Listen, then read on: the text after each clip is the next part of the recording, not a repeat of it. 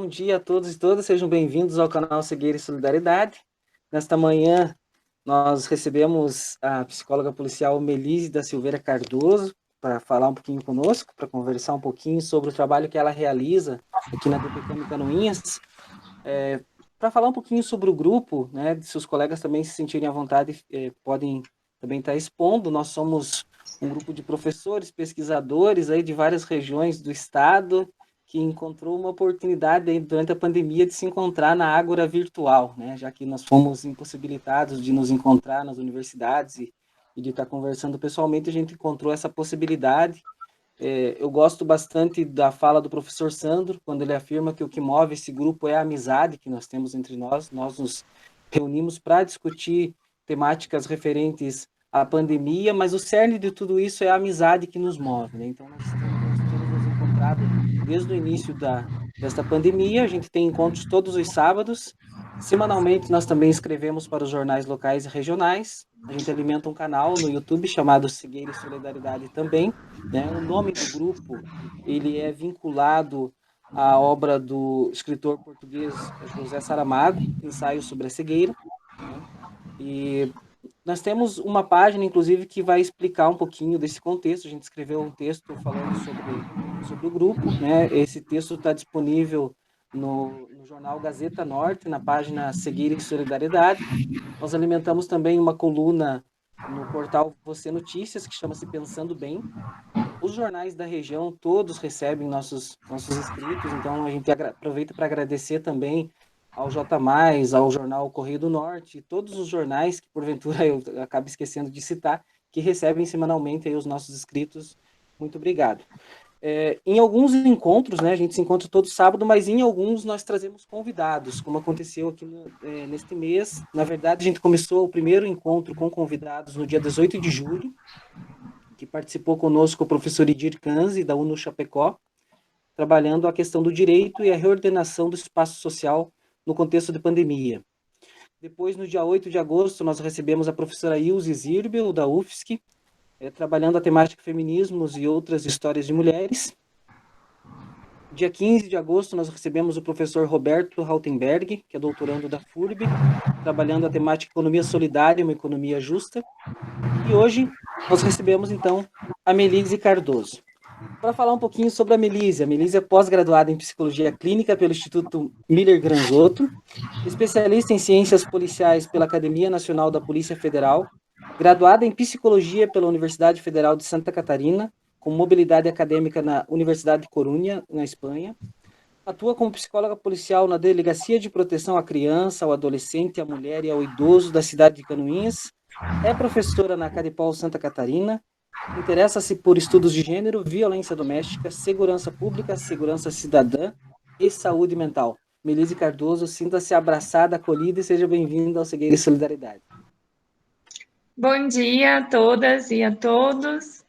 Primeiramente, agradecer o convite. É uma honra estar aqui com vocês.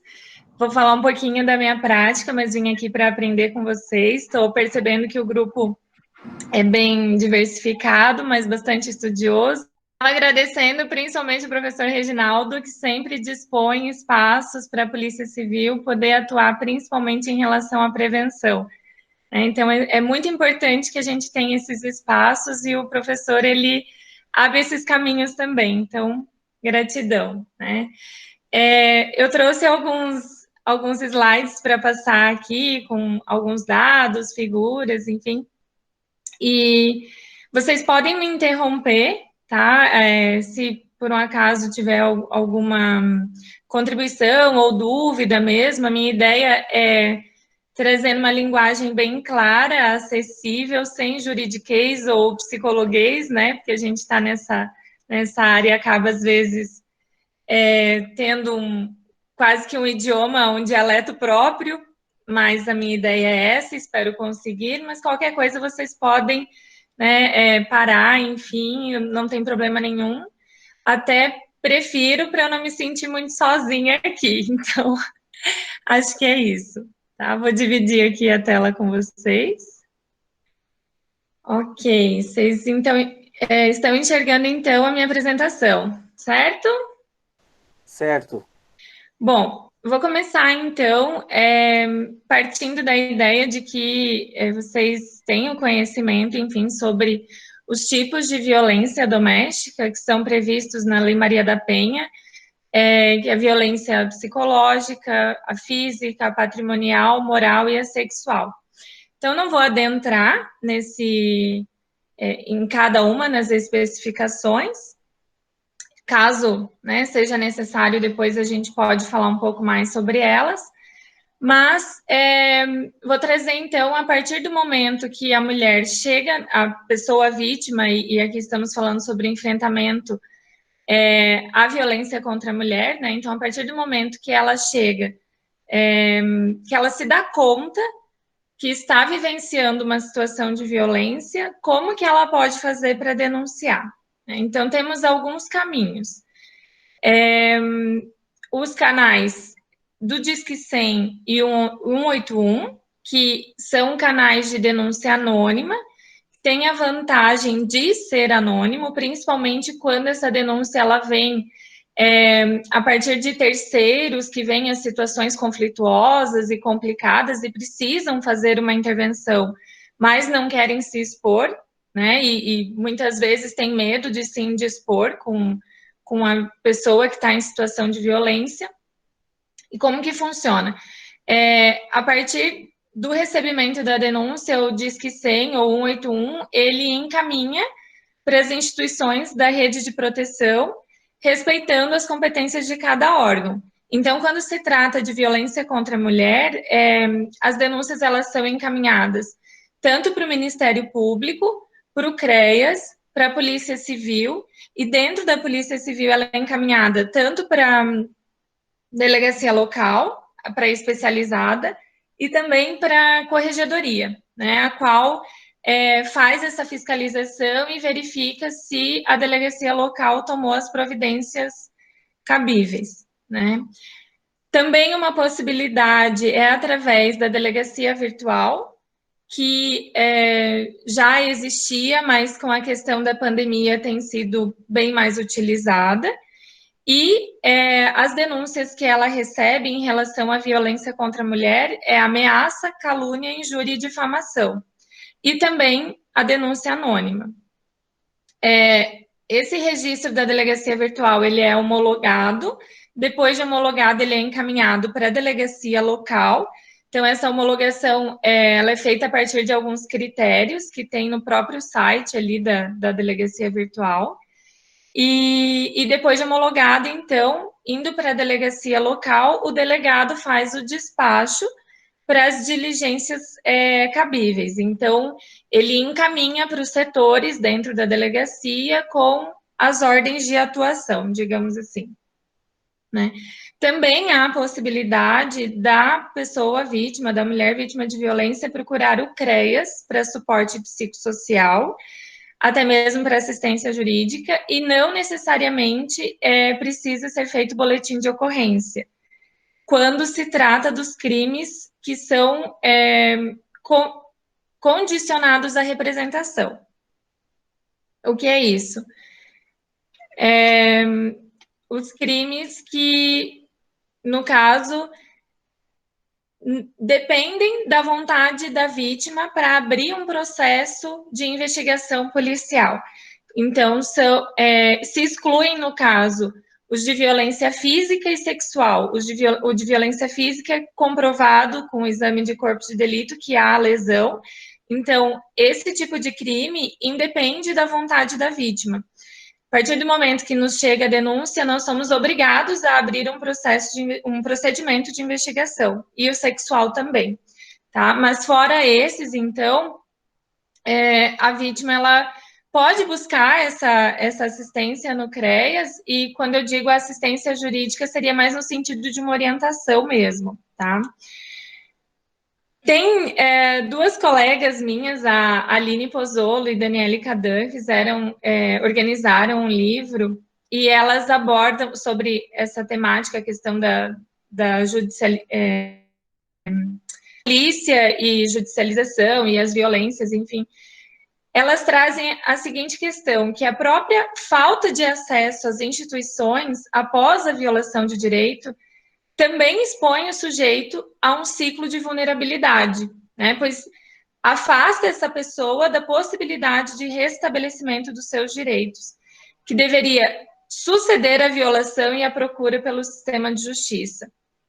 Então, no caso, na nossa comarca, não há defensoria pública, o que inviabiliza, por exemplo, que a mulher solicite os serviços advocatícios na situação de violência sem passar pela delegacia. Então, para ter esse serviço, ela precisa, no caso, fazer o boletim de ocorrência. Após a denúncia, então,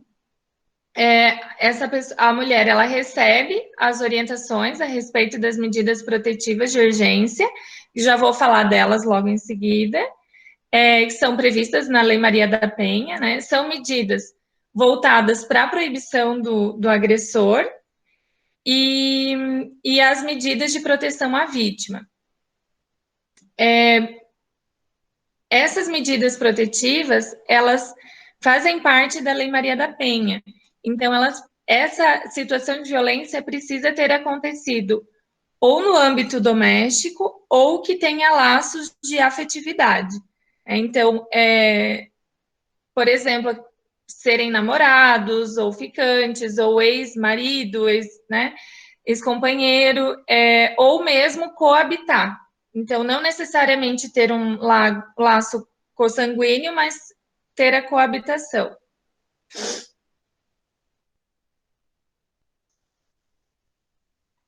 Após essa orientação das medidas protetivas, são feitos os encaminhamentos para a rede de proteção. Então, encaminhado para o CREAS, encaminhado para o CAPS, a depender de cada caso, né?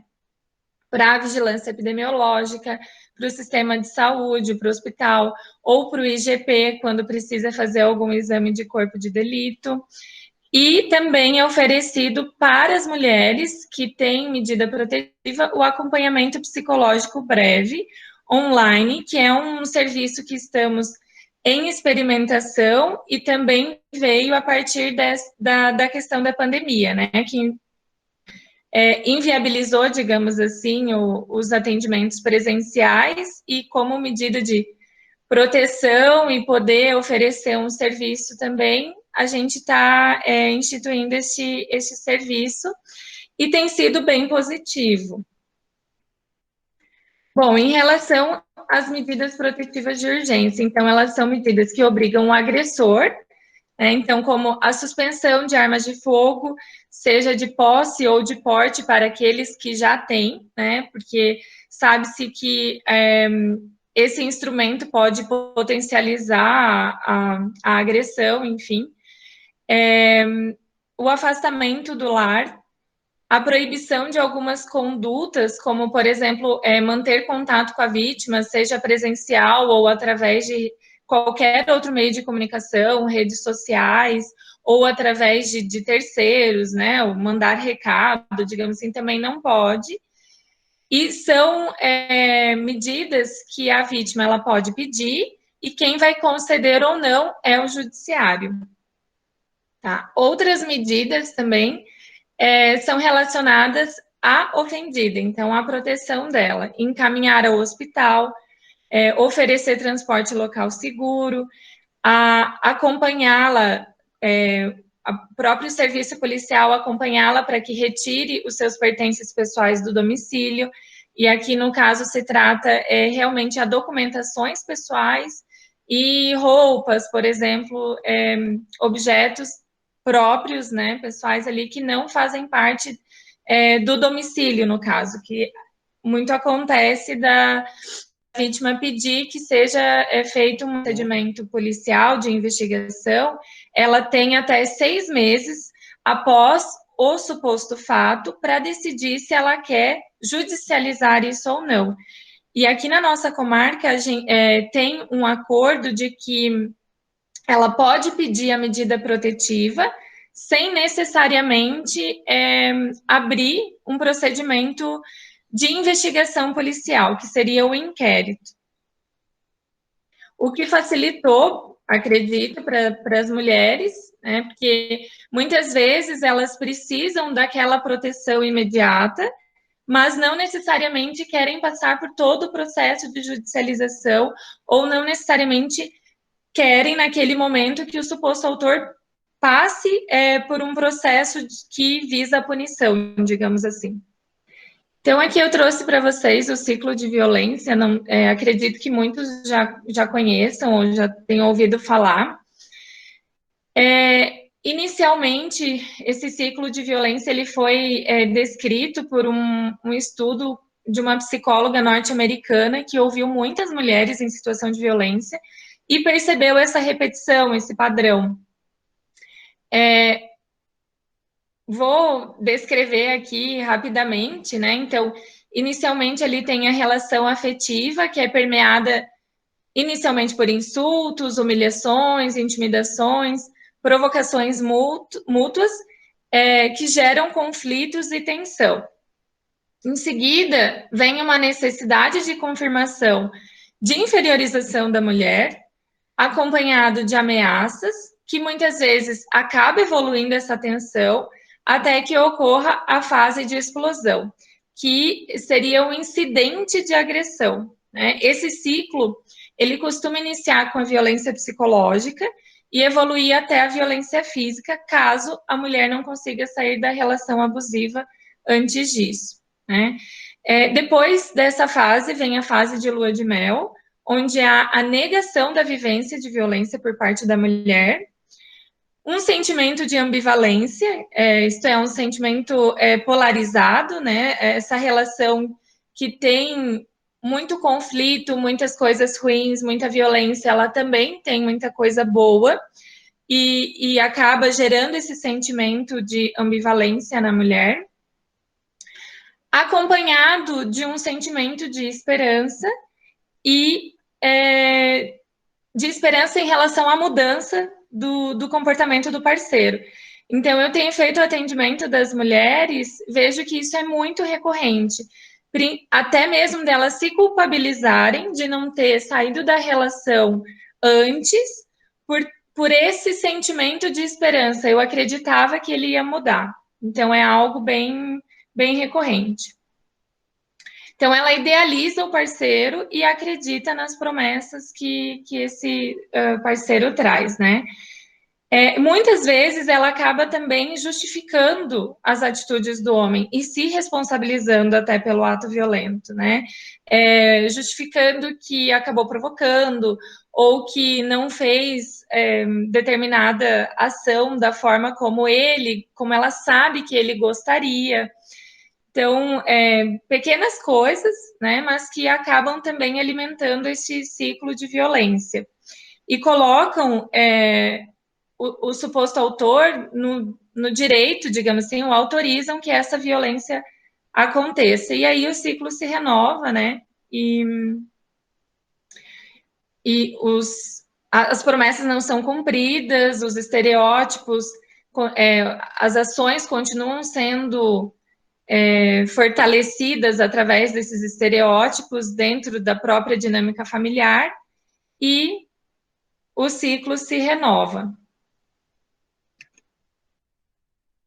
Vou trazer aqui para vocês as dificuldades da mulher em romper o laço afetivo, porque ainda que seja algo, acho que talvez simples para vocês, mas me surpreende ainda escutar dentro do próprio sistema de justiça que mulher gosta de apanhar, que algumas mulheres gostam de apanhar e que por isso, e que tem casos, enfim, que isso fica nítido. Então, é algo extremamente violentador esse tipo de fala e nos mostra o quanto ainda o óbvio precisa ser dito, né? Então, algumas dificuldades aqui da mulher em romper o laço afetivo se referem.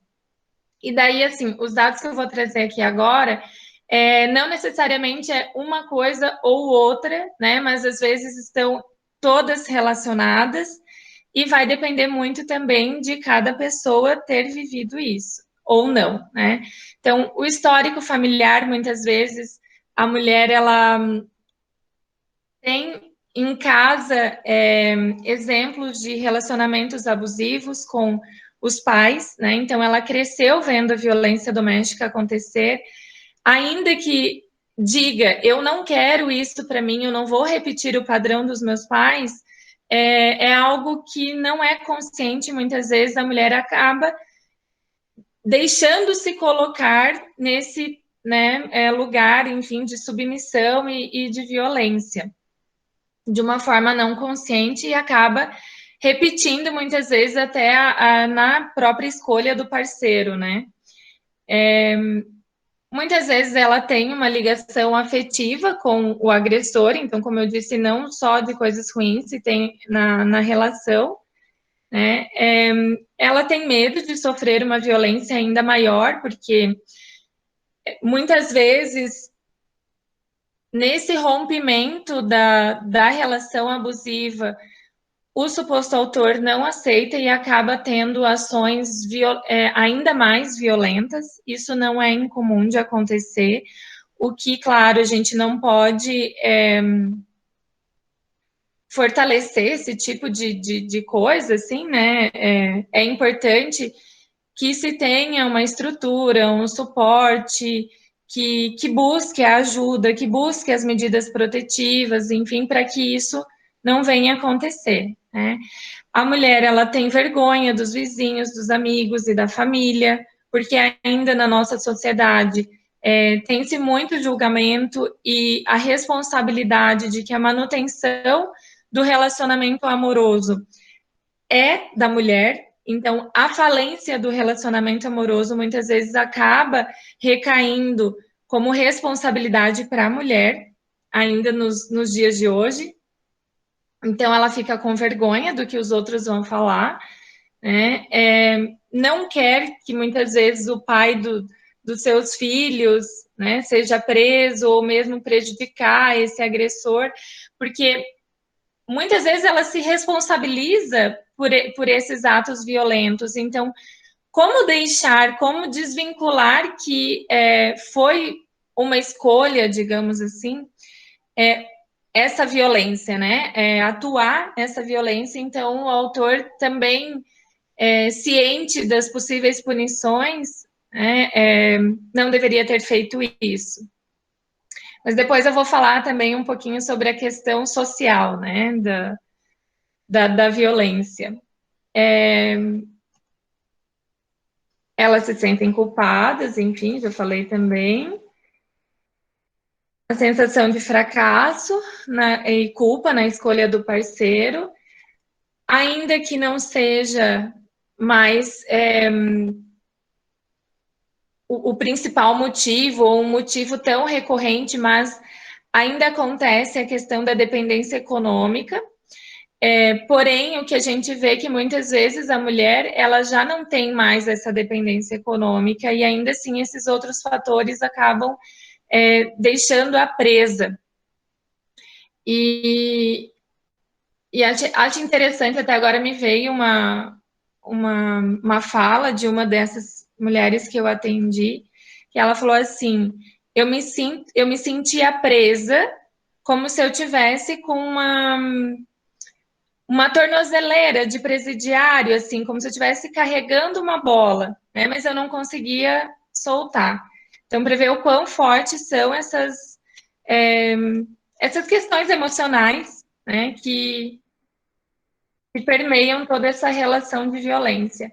Além disso, tem uma perda de identidade em relação a esta mulher, né, digamos assim, bela, recatada e do lar.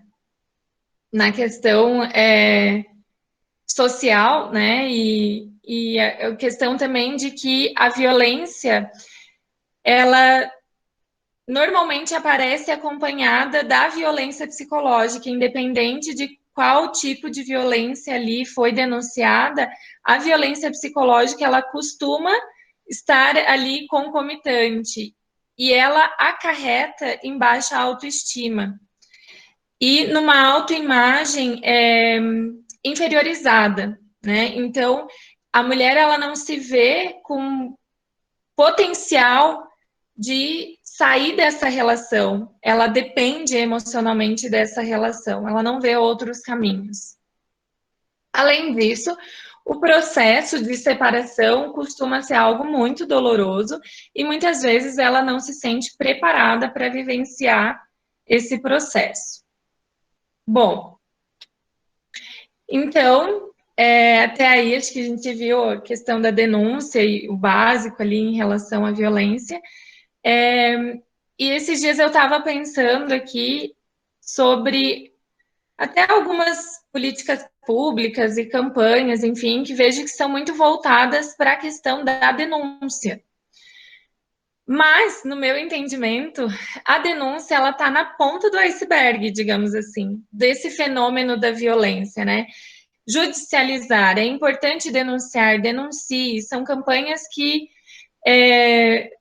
são muito recorrentes, digamos assim. São necessárias, sim, né? Porque muitas vezes, para sair da situação de violência, a mulher ela precisa de uma intervenção do Estado, porque os recursos ali já não estão, os recursos dela não estão mais disponíveis, né? Enfim, foram à falência, digamos assim. Mas o fenômeno de violência contra a mulher, ele é muito mais complexo e acredito que a base para a mudança desse fenômeno é a transformação cultural. E, bom, uma das, né? Uma das, porque é muito complexo mesmo. Então, gostaria de falar com vocês um pouquinho sobre essa questão da cultura. Quais são as lentes que eu uso para olhar o mundo? Eu trouxe uma figura aqui para vocês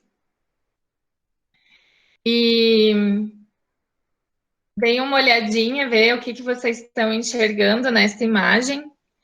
Se vocês conseguem identificar onde está o Lalalala Likud aí. Conseguem? Quem está enxergando o Lalalala Likud aí? Pois é, mas assim, eu achei que vocês iam dizer que ninguém estava conseguindo enxergar, porque na verdade essa palavra eu inventei, então nem eu sei o que é. Nem eu sei o que Eu é o ia Lalalala perguntar o que era Likud, isso. mas por que eu estou fazendo essa brincadeira com vocês? Tem aí um leão, né? Uma leoa, enfim, um gorila, as aves, ali embaixo tem uns peixinhos, enfim, talvez tenham várias outras figuras identificáveis ali que eu não consegui identificar. Mas vocês conseguem perceber que nós só conseguimos reconhecer determinados animais porque de alguma maneira isso já está disponível no nosso repertório, que vocês já conhecem, né? Então, para reconhecer, a gente precisa conhecer. Vocês já conhecem esses animais na história de vida de vocês, já foram apresentados, nomeados, enfim, de alguma maneira isso tem configurado para vocês? Porque o Lalalala Licut não tem, então não tem como reconhecer ali, né? Bom, então por que eu trouxe isso, né? Quais são as influências que sofrem os meus pensamentos na interpretação daquilo que eu percebo? Então, os nossos pensamentos, eles orientam a nossa comunicação e são influenciados e conduzidos pela cultura que estamos inseridos. Então, imaginem aí essas flechinhas com um movimento para diversas orientações, digamos assim, porque da mesma forma que os meus pensamentos são influenciados pela cultura, eu também faço parte dessa cultura, os meus pensamentos, as minhas ações também podem ser promotores de mudança nessa cultura, tá? Então, como nós nos tornamos quem somos? Você é o que é porque escolheu ser assim? E qual que é o papel da cultura na nossa formação? Se nós pensarmos o indivíduo sem a cultura, excluiríamos uma parte importante, certo? essa parte, ela influencia diretamente nos nossos comportamentos, nos nossos pensamentos e nos nossos sentimentos. Eu vou dar uma volta, digamos assim, falar um pouquinho sobre cultura, porque eu acho que a gente tem, assim, a cultura tão dada que muitas vezes a gente não para pensar nos detalhes, digamos assim. Então, aqui eu trouxe para vocês duas figuras, um sapato e um relógio. Se eu recebesse esses objetos de presente aqui no Brasil, estaria tudo bem, certo? São presentes aceitáveis, né, dentro da nossa cultura. E aí eu estava falando com um colega meu lá que está morando na China e pedi para ele alguns exemplos sobre nossa diferença cultural. E ele me trouxe esses dois exemplos que não se dá presente, não se dá sapato nem relógio de presente lá na China. Os chineses entendem que receber um relógio tem o significado de contando as horas para a morte da pessoa. E o sapato significa que você quer a pessoa, quer que ela caminhe para longe de ti, para longe de você. Né? Então, vejam como tem muitas outras, né, questões que em determinada cultura é aceitável, tem uma interpretação, né, e na nossa cultura tem outra. Então, o que forma a cultura, ou alguns elementos, né? Posso ter esquecido alguns aí. Mas o conhecimento. Então, por que que em determinado país se desenvolve mais estudos científicos em determinada área do que em outra? Né? Por exemplo, em Israel é um país que tem o desenvolvimento tecnológico e científico no sentido de proteção territorial e bélica, né? Então é um país que tem um dos melhores sistemas de imigração do mundo. Mas, veja bem, ele está cercado de países que querem, que tem conflito, né? Que estão em conflitos. Então, ele precisa desenvolver isso. A questão da arte, né? Em relação à arquitetura, artes cênicas, teatro, novelas, que tipos de novelas que passam aqui, que tipos de novela que passam lá na Coreia, ou desenhos animados, enfim, cinema, design, gastronomia. Aqui em Canoinhas, por exemplo, a gente tem o home office, como é que fala isso? Home office? Algo que eu não tinha visto até vir para cá, né? Tem influência da gastronomia ucraniana, alemã, polonesa, enfim. Então, isso tudo forma, inclusive, os nossos gostos, né? Então, a questão da música, da literatura, o paisagismo, as crenças, as leis que são feitas em uns países, em outros são diferentes, as questões da moral, dos costumes, os hábitos que nós temos. Então, por exemplo, tem países que é hábito e elegante, respeitoso e esperado você arrotar logo após as refeições. Aqui isso seria um desrespeito, né? Apesar de ser algo fisiológico, digamos assim. Então, todas essas diferenças. E por que eu estou trazendo isso? Né? Para a gente poder falar um pouquinho sobre a questão da cultura na formação da subjetivação de meninos e meninas. Como que funciona isso na nossa cultura? E aí eu estou trazendo para vocês dados e estudos, enfim, que não foram feitos por mim, né? É uma autora que ela traz essas reflexões, que é a Valesca Zanello, uma psicóloga da UNB, Universidade de Brasília. É bem interessante, recomendo, digamos assim, que façam os estudos dela, né? E ela traz a questão de que ela cita a Judith Butler, né? Que não existe uma identidade de gênero, que gênero é uma performance e que desde pequenas nós somos incitados a performar de determinada maneira. Coisas que nós reconhecemos, né? Então, por exemplo, a menina cruza essa perna, senta direito, olha o lacinho, né? Não fala grosso, se comporta, enfim, um comportamento mais docilizado, digamos assim.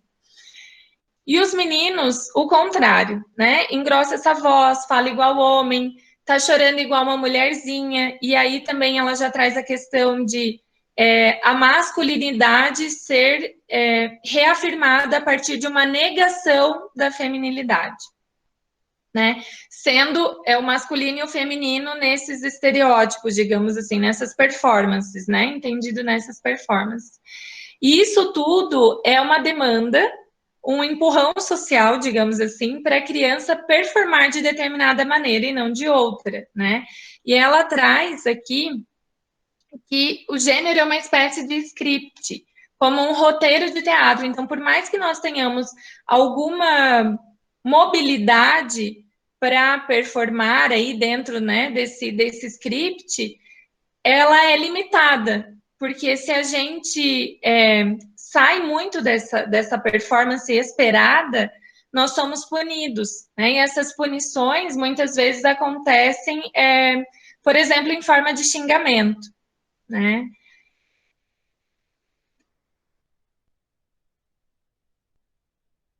Então vamos lá. Ela traz também, cita a Teresa de Lauretis na questão das tecnologias de gênero. E aí até me fez lembrar da gente cantando o professor Reginaldo na palestra, né, dos sertanejos. Mas então, a Teresa de Lauretis, que é também uma feminista bastante utilizada, né, pela terceira onda do feminismo, ela usa um termo chamado que é tecnologias de gênero, que é uma espécie de microfísica do poder. E o principal exemplo que ela traz são as mídias, né? Que são produtos culturais que não apenas representam essas diferenças de gênero, mas reafirmam e reforçam, né? Exatamente porque vivemos em uma cultura da virtualidade que exercem um poder muito grande. Então, hoje em dia, tudo está no digital, né? Então, são as propagandas, os filmes, os desenhos, as músicas, eu vi essa charge aqui na internet e achei cômica, digamos assim, né? Engraçadinha até. E vi, inclusive, críticas a respeito, assim, bom, agora tudo a gente tem que problematizar, né? São só desenhos, isso não quer dizer nada. Eu cresci assistindo esses desenhos e tá tudo bem comigo. Enfim, mas elas exercem essa comunicação velada, digamos assim, que acaba colocando a mulher num lugar e o homem em outro, né? E isso faz com que a criança vá sofrendo essa influência cultural que a gente estava falando agora há pouco, né? E autorizando, enfim, assumindo papéis que são esses colocados pela sociedade, não só a criança, mas os adultos também, né? Então aqui tem a da Bela Adormecida, falamos do consentimento quando se está inconsciente, né? Da Bela e a Fera, não importa quantos livros ele tenha te dado de presente, ainda assim ele sequestrou você. A Pequena Sereia, que até vou trazer um pouco mais sobre isso no próximo slide. Então, basicamente, você mudou por completo para poder se encaixar no mundo dele. Já a Branca de Neve e os Sete Anões, a Branca de Neve ela foi viver com os sete homens desconhecidos e aceitou comida de estranhos. Me surpreende o quão rápido você entrega essa confiança. Claro, aqui eles estão no divã e o terapeuta, né, vai trazer a implicação dela para essas escolhas. Mas aqui eu trouxe não no sentido de culpabilizar a mulher por essas escolhas, mas sim sobre a questão desses dispositivos de gênero que vão influenciando os nossos pensamentos sobre o que a gente pode aceitar ou não, o que é naturalizado, né? O que é natural ou não. E aqui a da Branca de Neve, né? A Ariel, desculpa, a Branca de Neve não, a Pequena Sereia. A Ariel diz: se eu ficar humana, nunca mais estarei com meu pai e minhas irmãs. E a Úrsula diz: tem razão, mas terá o seu homem. A vida é cheia de escolhas difíceis, não é? Então, qual é a mensagem que está por trás disso? Como quem diz, encontrar o homem é o seu objetivo de vida, vale a pena, né? E o mais interessante é que ela aceita, então, trocar a cauda de sereia para adquirir um corpo humano e ainda na condição de ela perde a voz dela, né? Então, ela abandona a voz. Olha que significativo que é isso para nós. A mulher, ela não tem voz, né? Ensina que está tudo bem ela não ter voz. E, inclusive, é esperado, né? Ou tem uma música que até não coloquei aqui, mas a própria música do desenho diz que não tem problema ela perder a voz, porque as mulher caladinha o homem gosta. Algo nesse sentido. Claro, hoje em dia os desenhos da Disney têm trazido as princesas com outro aspecto também, mais guerreiras, né, assumindo uma outra postura. Mas aí eu não trouxe para vocês, até porque eu não tenho tido muito contato com esses desenhos. Para quem tem filhos é mais fácil, né? Trouxe esse exemplo aqui, que é bem recente, algo bem local, né? É uma postagem do Eloco Canoinhas, e me chamou a atenção ali, ó, vocês podem ver o horário, 7 e pouco da manhã, né? Acorda, vai ver os stories do Eloco ali e encontra essa postagem. Cuidem-se, mulheres. Tem uma certa mulher fazendo serviço de Uber em Canoinhas, que durante a corrida oferece programa aos seus maridos. Aconteceu com meu tio essa semana, essa pessoa não tem pudor nenhum. Indignada com a situação. Eu também fiquei indignada de ler isso e ver o quanto a mulher desresponsabiliza o homem pelas suas escolhas. E o quanto de certa forma, aceitável na nossa sociedade que ele tenha um instinto incontrolável, instinto sexual incontrolável, digamos assim, né? Então vejam como tem tanto essa questão de desimplicar, como de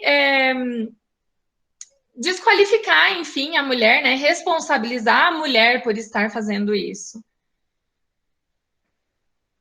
Polêmico, né? Mas daí ali ele colocou: alguém tem o número do Uber, quero mandar para a polícia. Bom, a princípio não tem crime ali, né? A não ser que a mulher esteja assediando o homem, mas, enfim, não é o caso que está descrito, né? Então, esses caminhos privilegiados de subjetivação na nossa cultura para homens e mulheres, a Valesca Zanello aborda alguns dispositivos, né, que para mulheres seria o dispositivo amoroso. Então, ela fica à espera de um homem que as escolha, né, ela é colocada na prateleira do amor. Então, como é difícil pensarmos o protagonismo das mulheres em relação ao amor. Normalmente ela está nessa espera, né? Sempre com a ideia de solidão por estar solteira e que ela não foi escolhida por um homem. Então, se ela não foi escolhida, é porque ela tem algum defeito. E aqui eu estou falando muito assim, homem, mulher, né? Mas perpassa por todas as relações.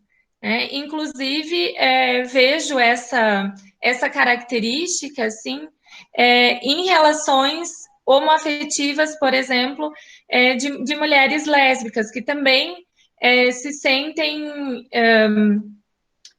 deixadas, enfim, solitárias, quando não encontram a parceira, né? Então, essa questão do dispositivo amoroso na mulher, né?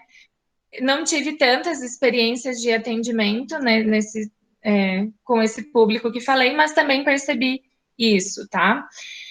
E nessa espera por ser escolhida, se desenvolve de uma forma subjetiva uma competição entre as mulheres. Né? Então, se eu preciso ser escolhida, eu tenho que me destacar. E muitas vezes a forma que eu utilizo para me destacar é diminuindo o outro. Né? Então, as mulheres elas se tornam rivais. E nós não percebemos muitas vezes quando o homem fala, e aí eu não estou assim demonizando os homens, tá? Por favor. Quando fala assim, você é a única, as outras não chegam aos seus pés, você não é qualquer uma.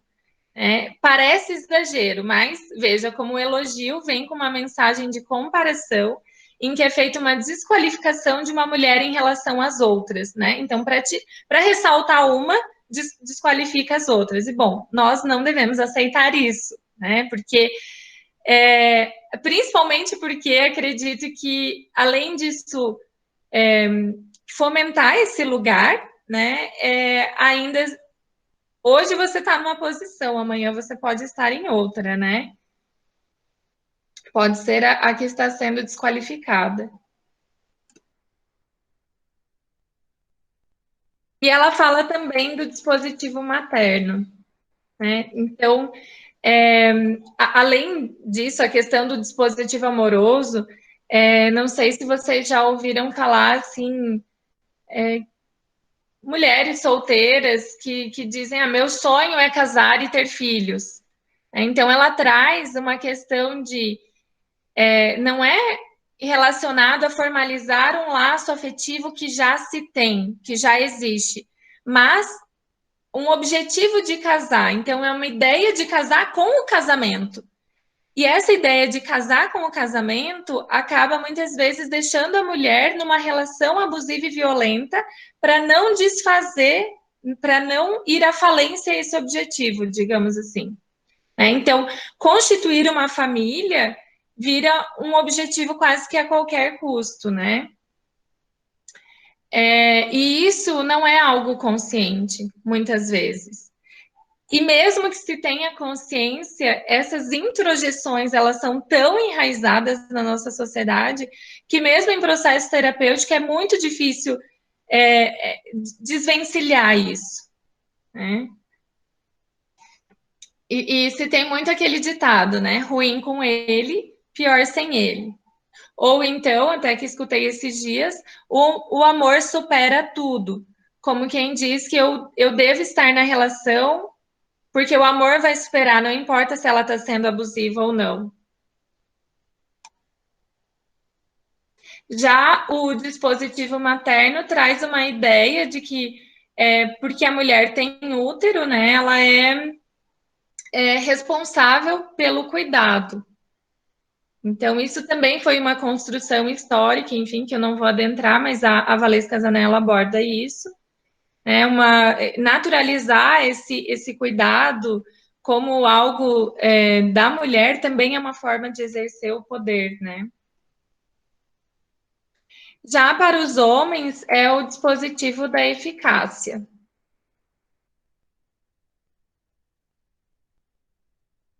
Então, aqui, ó, só voltando um pouquinho, sobre a questão do dispositivo materno, né? Somente alguns seres humanos têm a capacidade de procriar, mas todos os seres humanos têm a habilidade de cuidar. A questão é o quanto isso é desenvolvido ou não para as nossas crianças, por exemplo, quando um menino não pode receber uma boneca de presente como brinquedo, né? Então, o que a gente está ensinando para eles para desenvolver a habilidade de cuidado?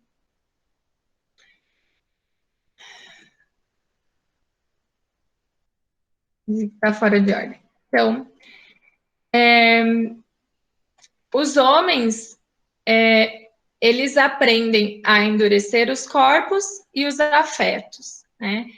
Da mesma forma que para as mulheres o dispositivo amoroso e materno é um aspecto identitário, então a partir disso que as mulheres se reconhecem e se identificam, para os homens é através da virilidade laborativa e sexual.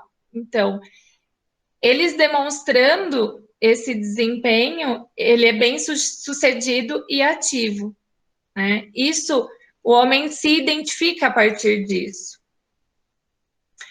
A questão é quando estes desempenhos, digamos assim, não alcançam o esperado. E aí acaba trazendo um sofrimento para o homem, né? Então, por exemplo, ela até traz o exemplo de uma mulher com 30 anos que mora com os pais e só estuda. Ok, qual é a percepção que temos sobre esse caso? Depois, por outro lado, se for um homem com 30 anos morando com os pais e só estuda, qual é a percepção que a gente tem sobre ele? Então, a mulher provavelmente ela vai ser vista como: nossa, que bom, ela está cuidando dos pais, ela abriu mão de investir na carreira profissional dela para cuidar dos pais, que lindo. Já o homem nossa, mas que folgado, né? Não quer sair da barra da saia da mãe, entre outros elogios, digamos assim, né? Que não vou me estender aqui. Então, para vocês verem que o problema do machismo para os homens, ele começa a aparecer quando ele não consegue exercer essas duas funções com fluidez. Né? Seja porque a mulher já não aceita mais estar no lugar de submissa, seja porque ele mesmo se sente pressionado, enfim, ou acaba adoecendo emocionalmente, porque, afinal, os homens precisam ser durões. Eles não podem expor os sentimentos. Isso é o que a nossa cultura ainda traz, né? Desde pequeno. Não chora, você não pode expor. Então, não aprendem a expor os sentimentos. Não à toa os homens têm se matado e matado as mulheres. Então, assim, é bem grave isso. E os homens precisam de alguma maneira, começar a enxergar que o machismo estrutural ele não é prejudicial apenas para as mulheres, mas para todos. E claro que hoje em dia as mulheres são as que mais sofrem com isso, sim, mas os homens também, tá? Movidos, né, pelo medo da rejeição, por insegurança de perder esse lugar de poder, muitas vezes acabam utilizando da violência para tentar resguardar e conseguir manter esse lugar de poder. E por que é importante a gente falar desses caminhos de subjetivação? Qual a relação disso com a violência contra a mulher? Então, esses caminhos, como eu já falei, de alguma forma fazem com que a mulher se mantenha nessa relação e nesse padrão, e os homens também nesse padrão, e desenvolve, né, ou mantém, enfim, essa relação abusiva.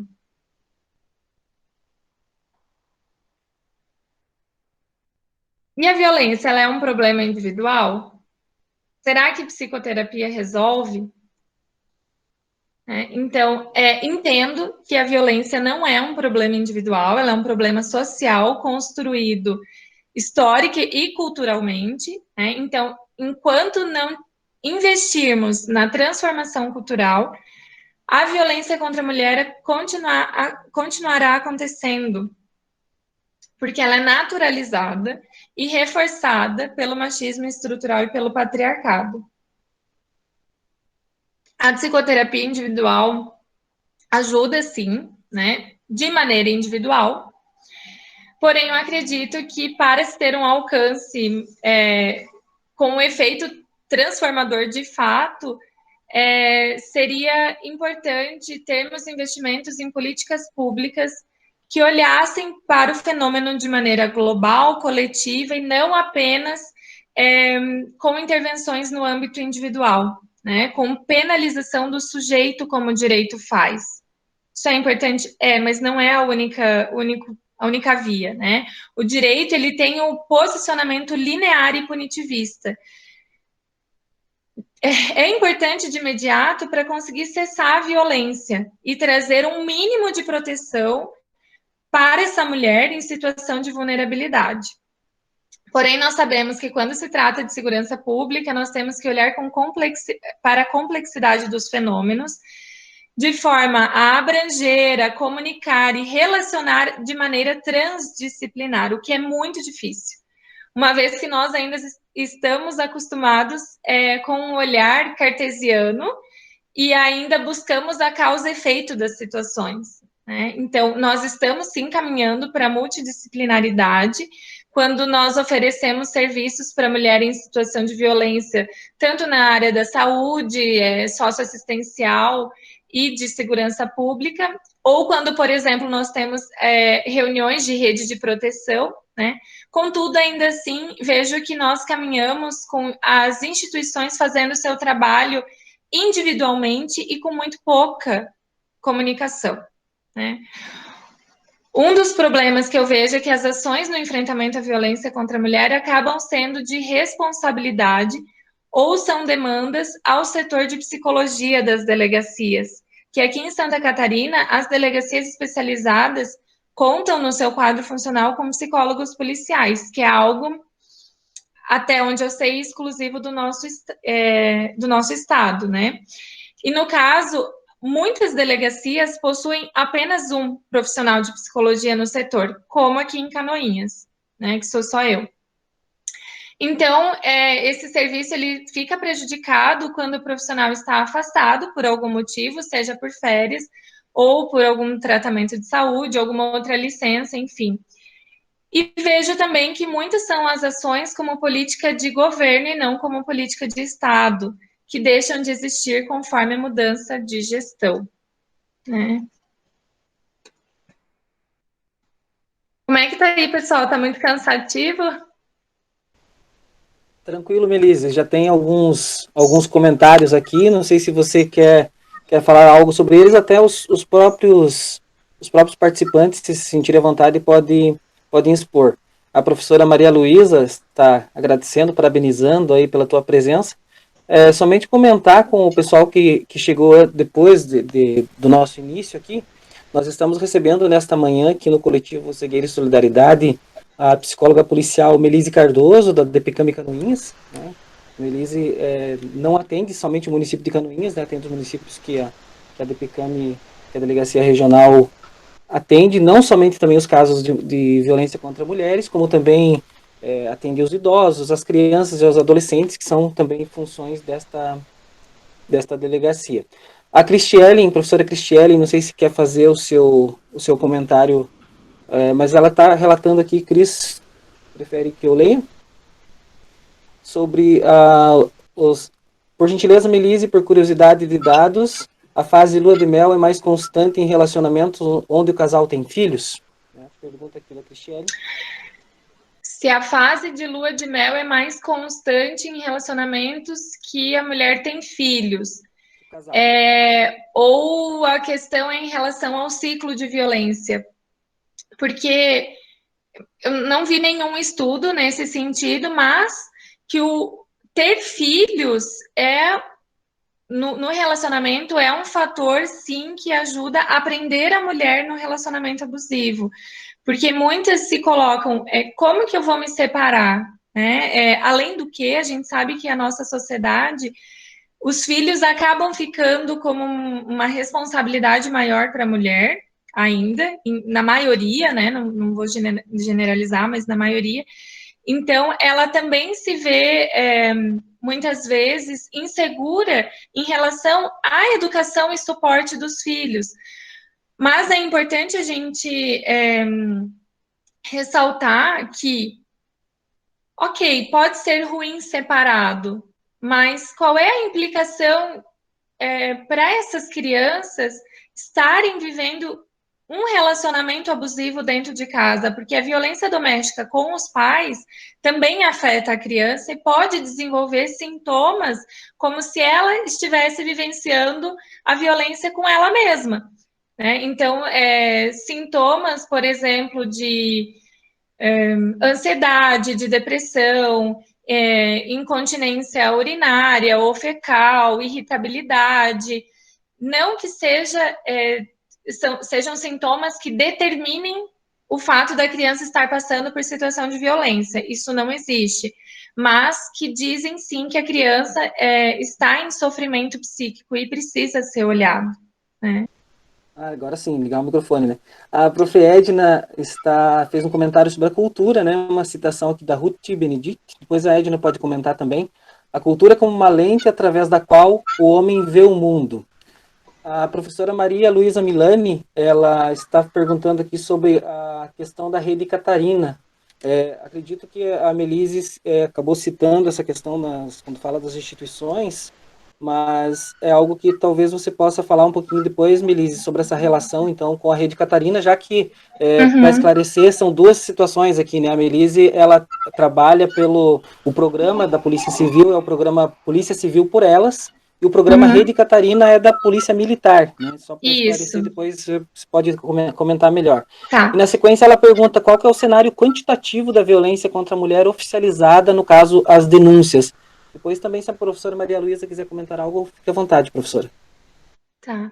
Em relação ao projeto Catarina, a Rede Catarina, que é um projeto da PM, né? Então, o entendimento que eu tenho é que, a partir das medidas protetivas de urgência, a, existem aqui na nossa comarca, existia, na verdade, um funcionamento de que duas policiais ocupavam essa função de fazer a fiscalização das medidas protetivas com as mulheres. Então, através de ligação ou de visitas, né, verificar se as medidas estavam sendo cumpridas.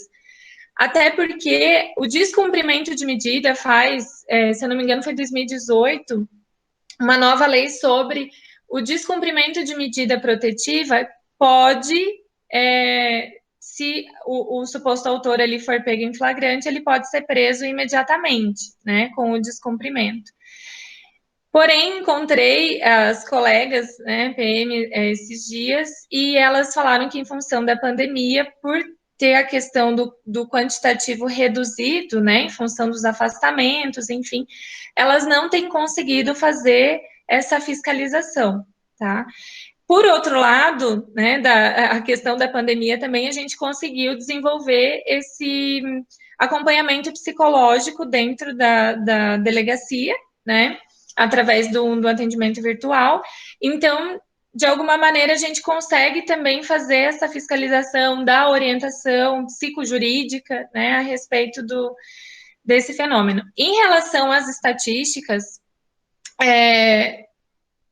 eu acho bastante complexo quando se fala em estatística, porque eu acho que não determina se o fenômeno aumentou ou não aumentou, mas que tem muitas questões assim relacionadas a pode ser que a denúncia não esteja chegando, pode ser que a pessoa não esteja se conscientizando, se dando conta da relação abusiva que ela está vivenciando. Então, em relação ao número de medidas protetivas e de inquéritos instaurados em relação ao ano passado e esse ano não teve mudanças assim significativas. Esse ano a gente está com 100 e poucos inquéritos de violência contra a mulher. E ano passado também, no período de 8 meses, também uns 120, mais ou menos.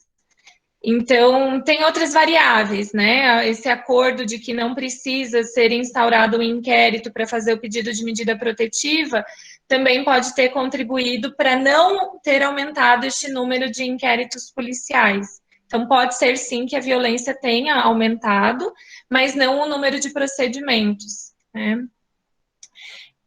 Sobre o programa PC por Elas, eu trouxe mais informações também em relação às possíveis intervenções. Não sei se eu continuo ou não. Isso, pode continuar, que aí depois a gente puxa pelos demais questionamentos, já Puxa, tem outras perguntas também chegando aqui, e depois tá, também o pessoal que quiser pode se sentir à vontade para ativar seu microfone, né? Ao final a gente vai também dispor desse espaço para as pessoas, caso não queiram colocar ali no chat, pode também estar fazendo com a abertura do microfone, tá bom? Pode Tá, seguir, Melissa.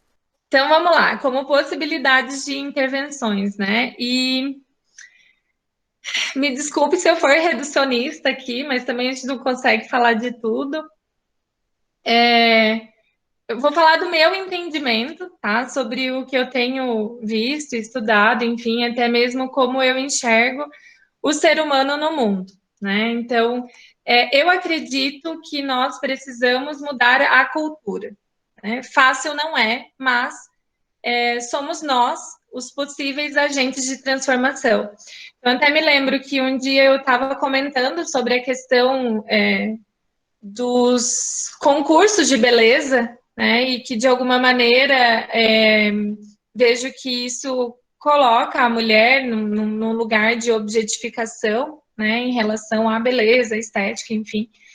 Não que seja só isso, mas discutindo sobre isso, a pessoa que é, né, bem estudada, enfim, pós-graduada, me disse assim, Melise, mas isso é cultural. Como quem diz, bom, é da cultura, a gente não pode fazer nada, é assim. Aí eu falei, bom, mas a cultura somos nós que fazemos, né? Claro, num coletivo, mas mudando uma pecinha que a gente pode ir mudando outras, né?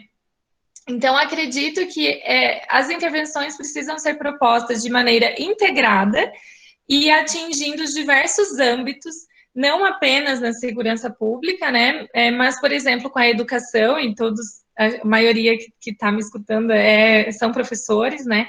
Com disciplinas que promovam espaços de discussões e reflexões sobre essa formação da subjetividade dos sujeitos que eu abordei aqui com vocês, tanto para os professores quanto para os alunos, né? A performance de gênero ela continua a reiterar os papéis heteronormativos e binários. Então, sem questioná-los ou problematizá-los, isso que a gente precisa fazer, né? Tem uma citação que eu trouxe aqui, que é do Junqueira, ele explana sobre o olhar da consolidação de uma visão, segundo a qual a escola não apenas transmite ou constrói o conhecimento, mas o faz reproduzindo padrões sociais, perpetuando concepções e valores, clivagens sociais, fabricando sujeitos e seus corpos e suas identidades, enfim, legitimando relações de poder, hierarquias e processos de acumulação, né? E aí não só a escola, mas acho que todas as instituições, né? Vejo isso também dentro do próprio poder judiciário e das instituições, né? Policiais, enfim. Acredito que seja muito importante que tenhamos propostas, enfim, espécies de ações afirmativas, assim, no sentido de mulheres ocuparem espaços de poder em empresas, em cargos na política, né?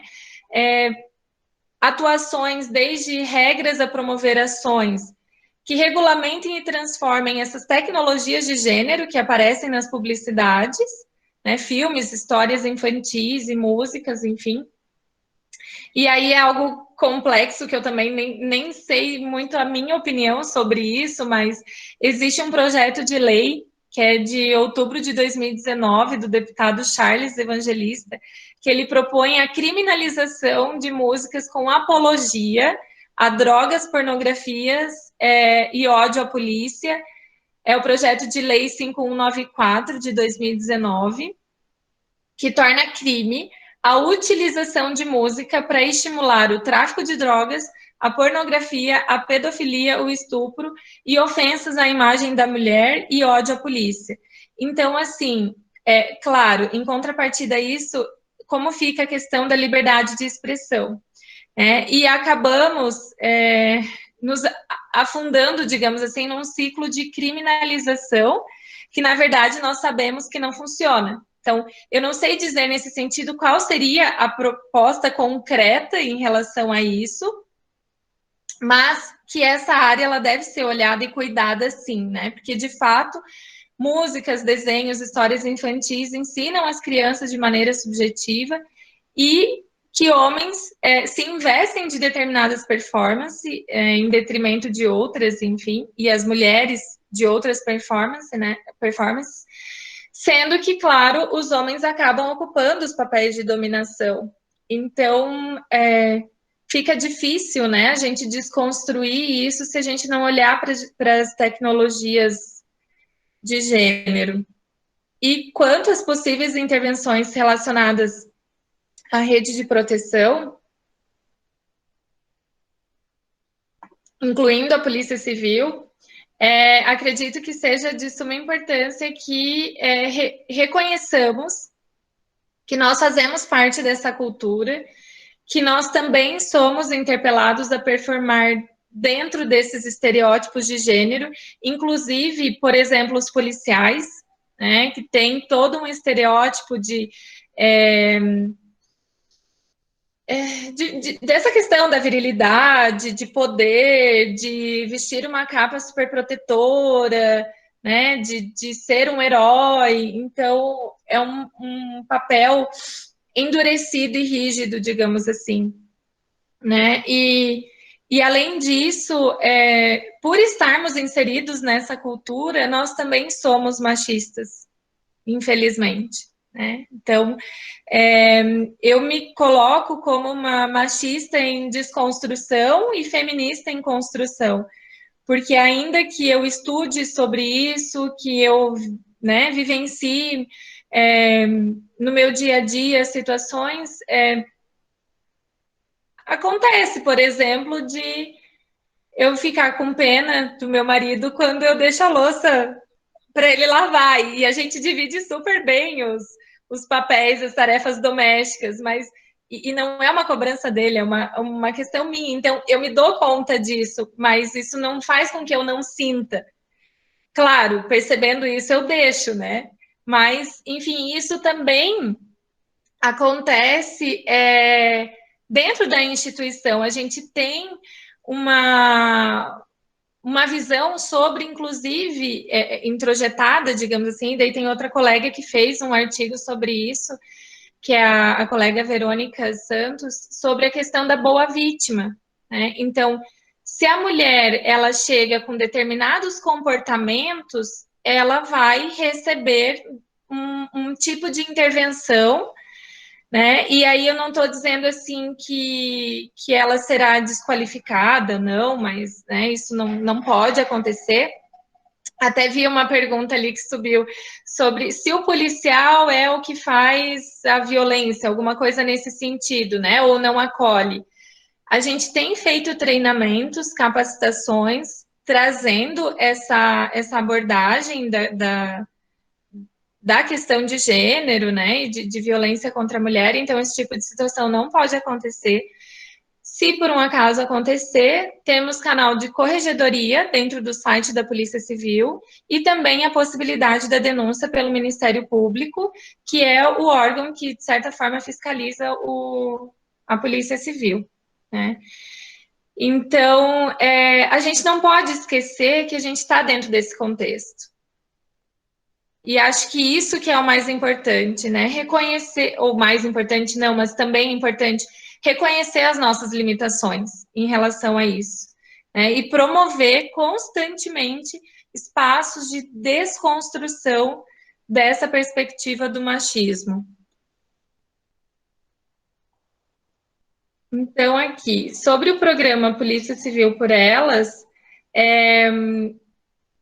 bom, primeiramente, a Polícia Civil ela é um dos braços, né, do Estado na segurança pública, ela é responsável pela atividade judiciária e goza da competência de reprimir o crime. Então, ela exerce a investigação do delito, quando não foi possível fazer a prevenção, né? Embora tenha esse objetivo de investigação da autoria e da materialidade das infrações penais, a Polícia Civil ela não se restringe a esse papel, né? Ela também busca promover a paz social, atuando na superação da violência e dos conflitos. Eu estou colocando entre aspas porque não é uma fala minha. Então, nós também atuamos no viés da prevenção para não reincidência dos crimes.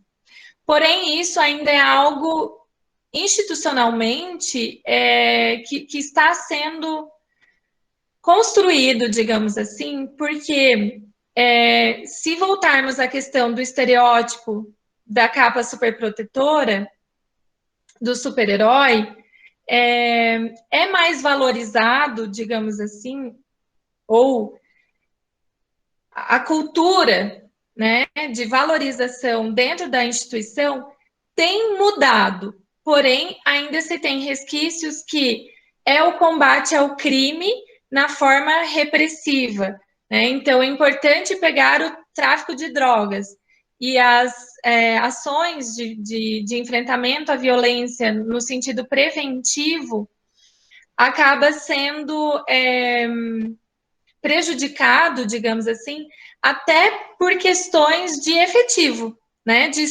questões estruturais, assim. Então, nós temos sim que atuar de uma forma repressiva e qual é o tempo, qual é a disponibilidade que a gente consegue atuar na prevenção, né? Então, enfim, temos tentado, né? E o programa Polícia Civil por Elas, ele iniciou em 2017 na DPCAM, que é a Delegacia de Proteção à Criança, Adolescentes, Mulheres e Idosos de Itajaí, e a partir dali, então, diversas ações foram sendo realizadas em todo o estado, né? Por meio de metodologias que incitem essa reflexão sobre o tema para produzir essas mudanças de discurso, né, através da hierarquização de gênero. Então, aqui nós temos esses 4 eixos, né, que são os eixos direcionados a ações direcionadas às mulheres, a adolescentes, aos policiais e aos homens. Então, grupos reflexivos com autores de violências, conduzidos por psicólogos policiais, rodas de conversas nas escolas, direcionadas aos adolescentes, também conduzidos por psicólogos, capacitação dos policiais civis no atendimento às mulheres. Essa capacitação ela é feita tanto na Acadepol quanto com os seminários regionalizados. Tem uma parceria do Núcleo de Pesquisa sobre o Fenômeno de Violência contra a Mulher entre a UFSC e a Acadepol. Porém, a Acadepol ela fica em Florianópolis. Agora, com a questão digital, pode ser que conseguimos nos aproximar mais, né? Mas a gente vê também isso como uma dificuldade das capacitações chegarem a todos os policiais do estado.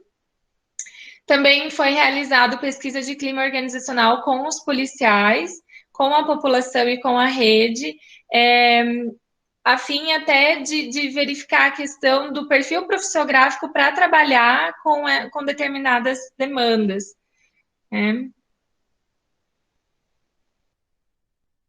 Então, o programa ele está embasado pela filosofia da segurança cidadã, que compreende a violência na multicausalidade. Então, os indivíduos considera os indivíduos como promotores de transformação, né? Então, implica o indivíduo também. E não só esses indivíduos possuem e considera que esses indivíduos possuem instrumentos de desconstrução da violência também, né? Entende o fenômeno de uma forma mais interdisciplinar, digamos assim. Né?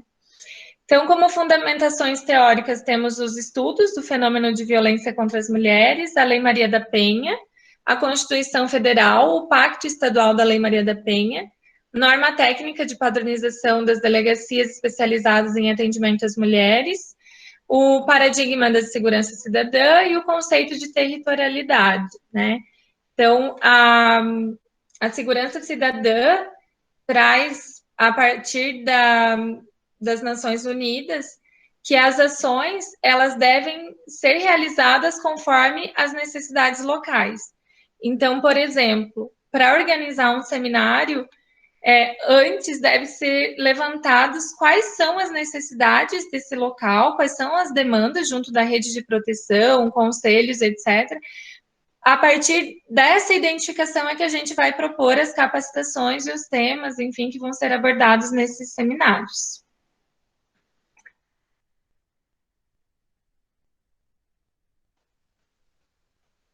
Também é importante, né, assim como diretrizes do programa, que sejam respeitados os fluxos de cada delegacia. Estavam sendo feitas reuniões mensais dos grupos que participam do PC por Elas, para planejar as ações, monitorar e avaliar, né? E os grupos de trabalho também estavam se reunindo para fazer essa revisão, né? Dos objetivos, fluxos de atendimento e metodologia. Então, vou passar aqui por cima com vocês o grupo reflexivo de homens, o objetivo de proporcionar essa mudança de comportamento dos homens, né, do suposto autor e não reincidência nessa forma de violência. E isso já tem estudos em outros estados sobre a eficiência desse método. O grupo, no caso, as intervenções com os adolescentes, promovendo a reflexão em escolas públicas, privadas. Só para já esclarecer, né, a questão do grupo reflexivo com homens, não foi realizada ainda aqui na nossa comarca, pelo menos não através da Polícia Civil. Como eu já coloquei para vocês, são ações que acabam sendo demandadas ao setor de psicologia e a gente tem também as outras demandas, eu e eu mesma, outras demandas para fazer, né? Então fica difícil de conseguir, até porque o processo grupal dentro da psicologia ela é orientada que seja feito com outra pessoa. Então é importante ter o coordenador e o co-coordenador, digamos assim, né? Podemos desenvolver parcerias, né? Precisamos olhar para isso, sim.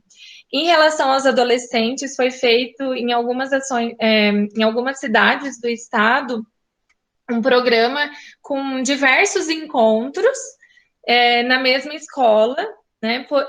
Não apenas uma palestra, e aqui o que eu já consegui fazer foi realmente palestras isoladas, mas essa metodologia, acredito que ela proporciona um espaço de maior reflexão, né? De conseguir atravessar aí de alguma maneira essa temática. Então, ano passado foram atendidos 343 alunos, né, construíram uma apostila estabelecendo os critérios mínimos, sugestões de dinâmicas, enfim, para trabalhos em grupos. Foi feito pré e pós-teste, digamos assim, da avaliação do aprendizado nos encontros, e 283 alunos responderam o pós-teste e os resultados foram bem positivos, assim. Também foi feita uma parceria com os laboratórios Lacos e Margens da UFSC. As ações de valorização e capacitação com os policiais visam a melhoria no atendimento às vítimas de violência, né? Aqui eu trouxe para vocês a foto do seminário de 2018, que, apesar de não ter desenvolvido as outras ações que passei ali para vocês aqui na nossa comarca, a gente conseguiu desenvolver esse seminário regional e intersetorial, que me orgulho muito. Foi o primeiro seminário dentro da Polícia Civil nessa perspectiva. E em seguida a gente conseguiu, isso em 2018, e em seguida a gente colocou ele dentro do programa PC por Elas, e em maio de 2019 a gente realizou então o primeiro seminário PC por Elas em Florianópolis, voltado só para os policiais, e em seguida, então, em novembro, ano passado, foi feito em Mafra, a maior capacitação da história da Polícia Civil de Santa Catarina. Então, eu acho bem significativa, assim, porque a gente conseguiu trazer essa temática super importante dentro da polícia, com temas, com palestras falando sobre aborto, sobre o racismo, né, sobre as questões de gênero em diversos aspectos, assim. Então, realmente foi algo bem significativo. Esse ano a gente pretendia fazer, né? Digamos assim, o evento teve uma repercussão tão grande que a Delegacia Geral solicitou que fossem feitos 6 seminários ao longo do ano, por todo o estado. Porém, com a questão da pandemia, eles foram adiados, digamos assim. Né? Espero que ano que vem a gente consiga retomar. E aqui é uma imagem que eu acho bem significativa, né? A questão de igualdade e da equidade, que precisamos investir na equidade de gênero, e que não haverá borboletas se não passarmos por longas e silenciosas metamorfoses. Ficou, acho que, desconfigurada ali, mas é uma frase de Rubem Alves. Eu tenho o meu contato ali, o contato da DPCAMI, e temos mais um tempinho para conversarmos. Muito bem. Obrigado, Melise. Eu vou fazer alguns comentários aqui que chegaram via chat, e daí na sequência a gente deixa então a palavra em aberta para os convidados que queiram fazer pessoalmente. A professora Graciela, ela fez um comentário que existe um sentimento de protecionismo entre os homens maior do que entre as mulheres. Tem pessoas também enviando, te parabenizando aqui via WhatsApp também, eu não posso ler todos. Tá, deixa eu só fazer um comentário, Pode ficar à Reginaldo. vontade, Melise. Essa questão do protecionismo entre os homens, diferente das mulheres, o meu entendimento é que tem a ver com essa questão do dispositivo amoroso, né, do quanto é colocada a mulher no lugar de competição e não de cooperação. E aí, por isso, é importante que nós nos demos conta disso para a gente mudar a nossa postura, né? Sermos mais menos cruéis, digamos assim, umas com as outras, mais sensíveis, menos julgadoras, né? Mais amorosas, porque, enfim, né? É para o nosso bem. A Cristiane está agradecendo aqui, Melise, pela tua resposta aí à questão do ciclo de violência. A professora Graciela apresenta a seguinte questão. Então, inicialmente, né, agradecer pela sua colocação, pela sua sensibilidade, pela sua percepção e esperança em relação às questões e às lutas de mulheres. Somos muito gratos, né, especialmente por essa sua militância, de certa forma, até quixotesca, de uma brava guerreira, Quixote na versão feminino, de tentar superar toda, todas essas heranças que nós temos, de diversas, tanto culturais como religiosas, né, que nos colocam numa situação de muita vulnerabilidade e culpabilidade. Então, muito obrigada pela sua proposição, pela sua reflexão, pelos pontos que você nos trouxe. E agradecer ao professor Reginaldo por ter feito essa ponte também, né, e eu gostaria me preocupa muito, as mulheres, de certa forma, elas vêm de contextos em que elas sofreram violências a partir de homens. E elas vão ser recebidas, elas vão ser acolhidas, geralmente, né? Não, o número de mulheres que atuam ainda, me parece, né, pelo que eu consigo perceber, é menor. Então, elas são recebidas com aquele olhar, com aquelas lentes do universo masculino sobre a violência que ela sofreu. E aí, muitas vezes, a gente tem prejuízos na interpretação dessa. Então, como é que você nos relatou os processos, os projetos que vocês têm desenvolvido, as formações que vocês têm desenvolvido, né? Mas aí, quando que uma mulher chega na delegacia para registrar sua ocorrência, ela encontra um corpo de homens para recebê-la, né? Aí, de certa forma, fragiliza, melindra um pouco essa mulher e um pouco, quem sabe, até a condução, não sei, como é que você me ajuda a interpretar isso em superações para esse quadro? Obrigada, professora Graziela, obrigada pelas suas colocações e pela dúvida também, bem pertinente, assim. Como funciona aqui? Né? Aqui na DPCAMI, o boletim de ocorrência e as medidas protetivas têm sido feitos por uma policial mulher, em horário de funcionamento, horário útil, digamos assim, né? O plantão realmente ele pode variar conforme a escala de plantão.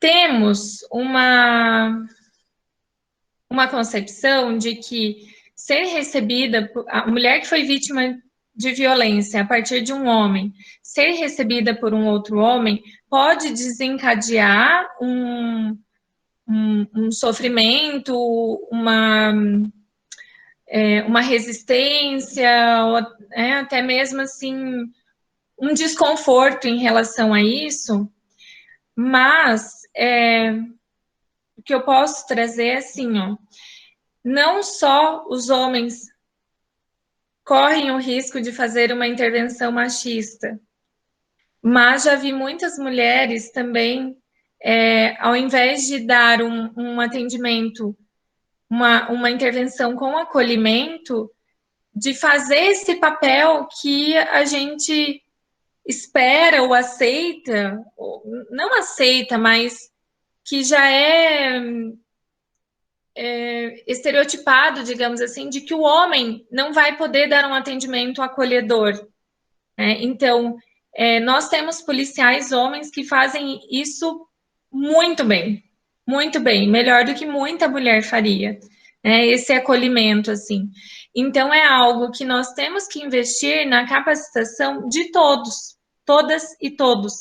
Não se trata aí de uma questão, né, de ser homem ou ser mulher, apesar de que isso pode ser um fator, sim, que num primeiro momento traga um certo desconforto para a mulher, mas não sei te dizer assim, até que ponto isso é determinante, ou se a conduta a partir dali é que vai determinar se a mulher vai se sentir acolhida ou se ela vai se sentir violentada.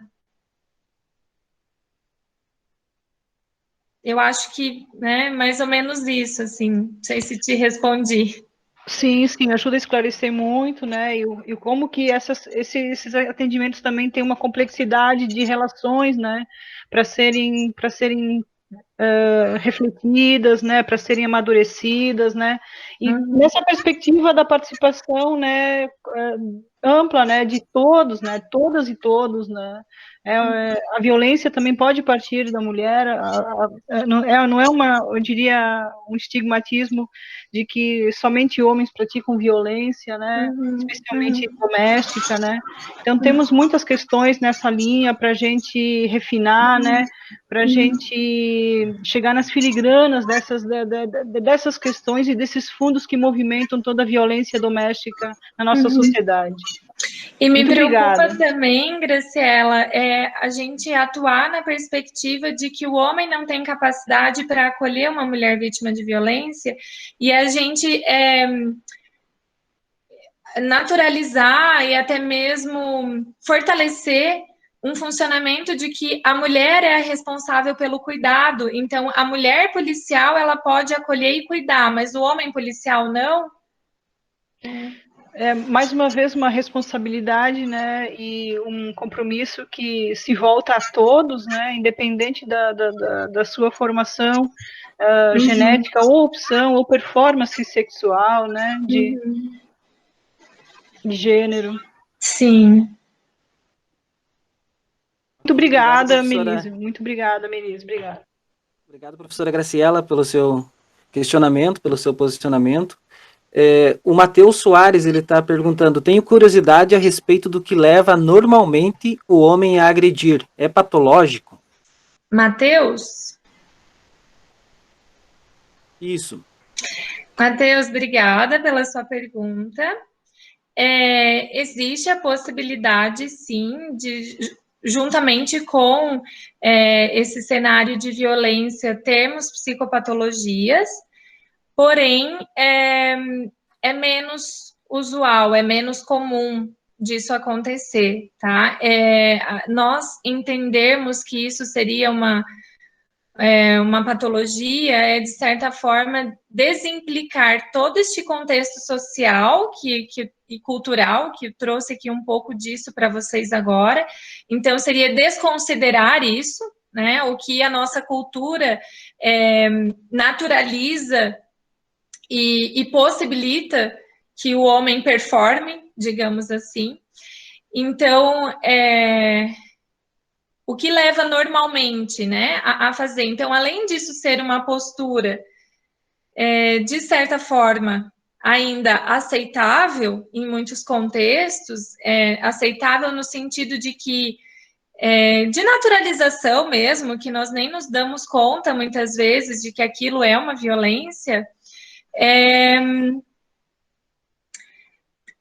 o homem não conseguir exercer este papel que ele é demandado a performar de virilidade, de eficácia em relação à questão laborativa e sexual, quando ele se vê impedido de alguma maneira, seja porque ele não está conseguindo, seja porque o espaço, o contexto já não está deixando mais, isso traz inseguranças, isso traz uma falência de algo que ele está acostumado, digamos assim. E aí o homem não está acostumado a expor o que está sentindo, a comunicar o que ele está precisando, então gera um sentimento de raiva ali, uma, né, emoção, e explosão, né, na tentativa de retomar este lugar de poder. Isso tudo de uma forma que nem consciente né? Joia, obrigado, Melise, obrigado, Matheus, pelo questionamento. A Krishna está te parabenizando, Melise, pela explanação do tema e também pela passagem do Dia do Psicólogo, que foi no dia 27 de agosto. Sim, obrigada. Jairo também parabeniza aí a tua fala. Eu quero também agradecer a presença do pessoal, dos estudantes, alguns estudantes do Instituto Federal de Canoinhas presentes, alguns colegas também da pós-graduação em Educação e Diversidade, também sintam-se acolhidos e abraçados. Eu passo a palavra para a professora Edna, que tem um questionamento. Bom dia a todos, agradecer, que legal, que bom estar aqui. Obrigada, Melise, obrigada, Reginaldo, obrigada, professor Sandro. Enfim, é tema para muito mais do que de uma manhã só, mas foi muito importante a sua fala, Melise, agradecer imensamente, e são tantos os apontamentos que você traz para esse debate urgente, necessário, perene, infelizmente, né? Mas essa questão cultural, a mim tem uma importância, é muito caro isso, porque para mim a palavra cultura, ou o sentido que eu mais costumo discutir, debater com os meus estudantes, é a partir da origem da palavra, que é colere, né, do latim, que é cultivar, que é manter vivo de certa forma. Então, essa questão da violência contra a mulher, como que a gente cultiva outros hábitos, outras formas de ver essa relação. E aí a minha pergunta é no sentido dessa questão dos adolescentes. Me chamou muita atenção esse aspecto do programa, de trabalhar isso. E aí eu gostaria de saber se, quando eu sou professora de Sociologia da rede pública estadual, do município de Santa Terezinha, e gostaria de saber se seria possível ampliar esse debate e qual a possibilidade de estar vendo com vocês, com o programa, com a delegacia, enfim, né? Me deu vontade de pensar essa possibilidade de trabalhar com os meus estudantes, para fora do âmbito da regional de vocês. Isso seria possível? De repente eu estar levando meus estudantes, claro, obviamente, depois que esperamos, né, que tudo volte ao normal, e que a gente debata e reflita e critique esse normal cada vez mais, né? Seria possível estar levando meus estudantes do ensino médio, por exemplo, alunos do terceiro ano, ou de repente estar trazendo vocês para as nossas escolas e para pensar em eventos dessa natureza para além da regional de vocês? Muito obrigada. Uhum. Obrigada, professora. É uma pergunta que, olha, eu não tenho resposta à questão, né, do cultivar uma resposta. Acho que temos que cultivar, sim, os aspectos positivos dessa desconstrução do machismo, né? Que não só as mulheres perdem com isso, mas os homens também perdem. Então, o que eles ganham? O que eles ganham quando, por exemplo, se tem as tarefas domésticas compartilhadas, né? É um relacionamento mais saudável, é bom para os dois, né? Tem uma disponibilidade do casal um para com o outro. Então, eu não sei, acho que são muitas perspectivas aí para cultivarmos, né? Que precisamos pensar, enfim. Desculpa, mas Santa Terezinha fica onde? Não, não precisa desculpar, porque eu tenho que sempre responder essa pergunta. Santa Terezinha é um município pequeno. Eu fiz Ciências Sociais em Canoinhas, porque nós ficamos no limite do Planalto Norte com Alto Vale. Vindo de Canoinhas para baixo, são 100 quilômetros, e de Rio do Sul para cima são 120. Fica abaixo de Monte Castelo, para cá, para você ter uma Faz noção. parte de qual regional? Do Alto Vale do Itajaí, da AMAV. Qual é a cidade grande mais próxima? Rio do Sul. Rio do Sul, faz parte da regional de Rio do Sul, então. Sim, tem como, sim, proporcionar, né, esse programa que alcance a, a tua cidade, enfim, não sei muito bem como poderíamos operacionalizar isso, porque depende muito também do funcionamento de cada regional, né? Então, uma das particularidades do programa é justamente verificar não só as necessidades regionais, né, locais, mas também a disponibilidade. Então, de qualquer forma, hoje em dia a gente tem conseguido se articular pelo digital, né? Talvez não conseguimos ainda adaptar esse programa dos adolescentes, né, nas escolas para o meio digital. Acho que está tudo muito em processo de adaptação também. Esse programa ele tinha muitas dinâmicas, né, com participação assim que o presencial facilita muito, né? Mas, professora, é muito importante assim a tua disponibilidade, esse teu questionamento, e a gente me comprometo a fazer a ponte com a regional de Rio do Sul para verificar se conseguimos executar. Obrigado, Melise. Obrigado, professora Edna. Eu passo a palavra para o professor Sandro para as suas colocações. Então, quero parabenizar a professora Melise aí pela composição do seu discurso, pelos argumentos que coloca em jogo, pela contundência da sua análise, muito bem situada e tocando em diversos elementos extremamente sensíveis, uma fala civilizatória nessa direção, né? Eu não tenho necessariamente um questionamento, até porque grande parte dos questionamentos que eu faria já foram situados aqui, mas gostaria de fazer uma referência dentro dos estudos que também realizo, cada vez mais vai se apresentando de forma muito clara de que o modelo, sobretudo talvez as práticas ocidentais de constituição do nosso modelo civilizatório, ele tem como talvez o seu fundamento principal a violência, né? A tônica da sua fala hoje aqui é violência, necessariamente. E essa violência, ela se dá no plano das relações individuais, entre gêneros, ela se dá de forma institucionalizada, ela se dá pela via do judiciário, da violência do direito, ela se dá pela via do executivo, ela se dá pela via do Estado moderno, que vai institucionalizando tudo isso.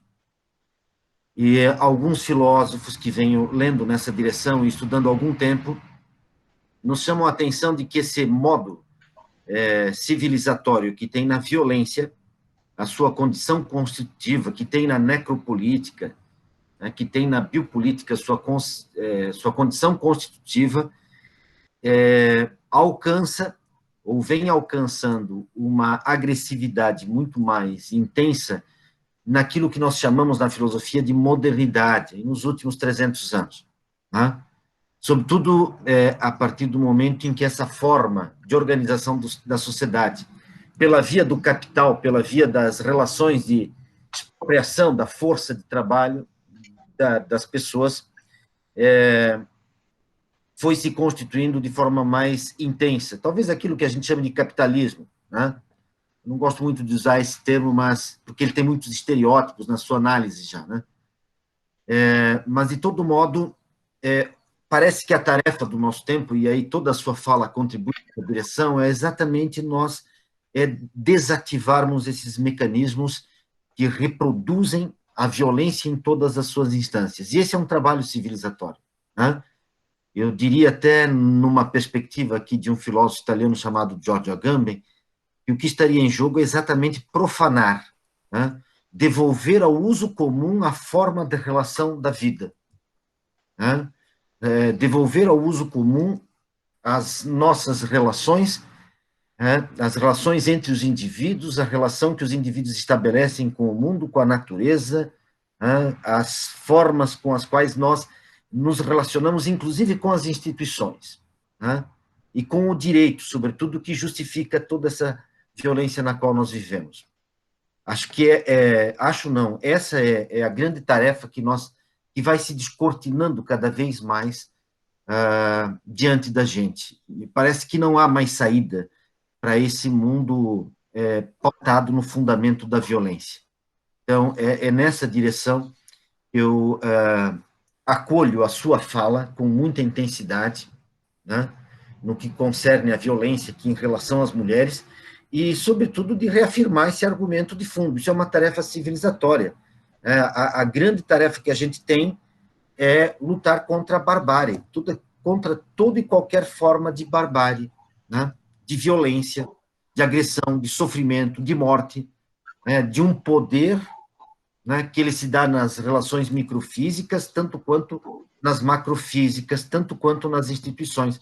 É um poder de morte, né, cerceamento da vida, seja das mulheres, seja das meninas, das mulheres, né, enfim, e de um poder que se coloca, inclusive, contrário aos homens, no exercício, né, de uma sociedade patriarcal.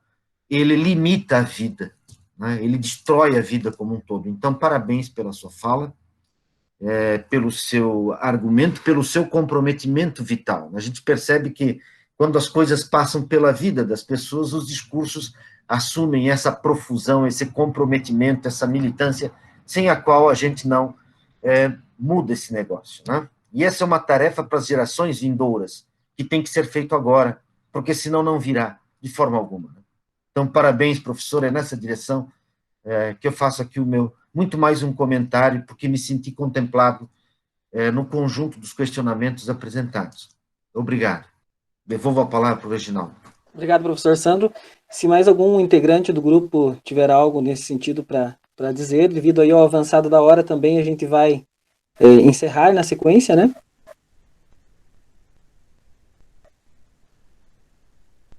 Fechou? Então tá joia. Agradecer então a Melise, que esteve conosco nesta manhã, uma manhã de sábado, né? Eu sei que não é fácil, viu, Melise? Se dispôs aí a estar conosco nesta manhã. Agradecer a todas as pessoas que também dispuseram desse tempo para estar conosco, né? A gente teve participação de várias pessoas durante esta manhã que estiveram e que em outros eventos, que hoje mais uma vez também nos contemplaram. Sintam-se convidados também a participar conosco em outros momentos, sintam-se convidados a ler nossos escritos, a visitar lá o canal Cegueira e Solidariedade, enfim, né, sintam-se acolhidos e abraçados sempre. Melise, mais uma vez, obrigado pelo teu comprometimento, pela tua causa, eu sou grato sempre pela tua fala. No ano passado você já me atendeu também em outro momento nas escolas. Aproveito para estender esse abraço às pessoas que fazem esse trabalho no seu cotidiano, né? A Rede Catarina, hoje não puderam estar conosco, mas a PM, a Mailing, a Marielle, né? Que fazem esse trabalho no seu dia a dia também, que também nos atenderam nas escolas. Enfim, todas as pessoas que no seu dia a dia lutam de alguma forma para transformar o mundo aqui, essa comunidade, né? Transformar algo melhor para nós, para as gerações vindouras também. Então, muito obrigado a todos e a todas que participaram conosco, um grande abraço e até uma próxima oportunidade. Obrigada.